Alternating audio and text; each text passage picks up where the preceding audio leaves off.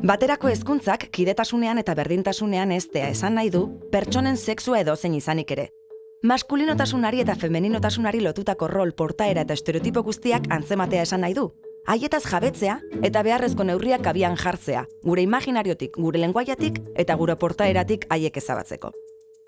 Jaiotzean gizon zein emakume gisa definitu izan gaituztelako mugarik ezarriko ez duen etorkizun bat lortzea baita, baterako hezkuntzaren asmoa. Horrek guztiak erronkak planteatzen ditu.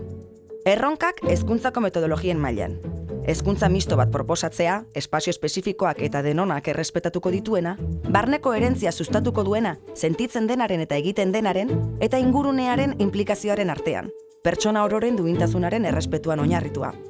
Erronkak edukien mailan. Emakumeek historiari egin dizkien ekarpenei ikusgarritasuna ematea, berdintasunaren ispiluaren ideia apurtzeraino. Erronkak desberdinak direnekiko gure portaera eta harremanen mailan. Sexu dibertsitate edo genero dibertsitatea barneratzea, bizikidetzan eta tratu positiboan oinarritutako harreman afektibo sexuala bultzatu ahal izateko. Asko geratzen zaigu oraindik egiteko.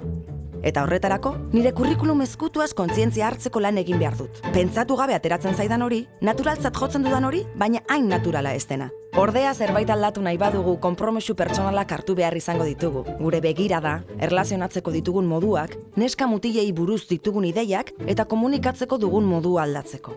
Eta guk ekindako eraldaketa horretatik abiatuta, ikastetxe edo elkarte mailan egiten denaren inguruan ere, aldaketei ekiteak izan behar du gure asmoa.